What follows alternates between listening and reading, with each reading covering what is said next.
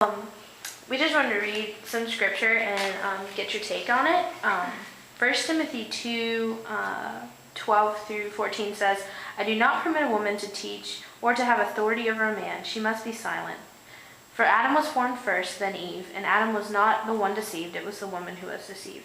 A lot of people tend to kind of take that as, women can't be holding authority positions in the church, and they can't be holding authority positions over men, so kind of justifies, kind of the setup of churches, not having women in authority positions. Kind of what's your take on that, as far as women go serving in churches, and what they can do or what they shouldn't do or whatever?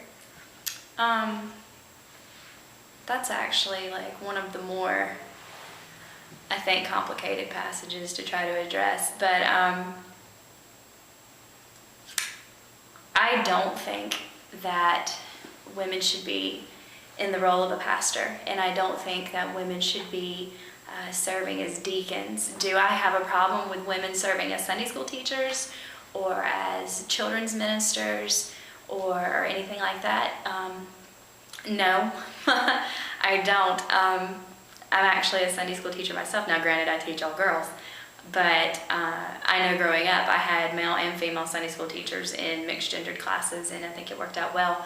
But that's one of those passages that I think too many people want to form their own opinions without actually looking at the historical context. I mean, if you sit there and you read that verses of scripture, those verses of scripture completely by themselves, and you don't look at the rest of 1 Timothy or 2 Timothy, you don't look at the rest of what Paul is saying, and you don't bother to take into context the historical setting, you don't take into context the rest of the scripture. If you just pull those two parts out, then you are basically guilty of eisegesis and reading your own interpretation into the scripture. But as far as just kind of my take on it, I think that a lot of women have had to step up in those particular roles in the church, because what we're really facing today is not a crisis of women in ministry, it's a crisis of men not stepping up. And God is going to accomplish his purpose, and he's going to accomplish his mission. You look at some of the greatest names in missions across history. Some of the first two that are going to come to mind are Lottie Moon and Annie Armstrong, two single women that served on the mission field.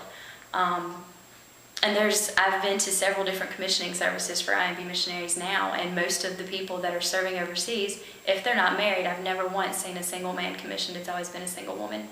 And that's not trying to bash men today, but really what we're facing is just a crisis of men not stepping up. And so God is going to use those that are available, those that are able to serve, those have a desire to serve him. And if that's going to be women, then he's going to use women.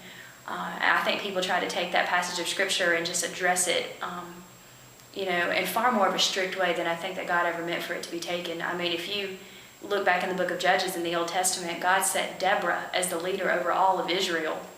I mean, if he had a problem with women being in charge, I don't think that he would have anointed her to take leadership over the entire nation, not even just the church, but the entire nation of Israel.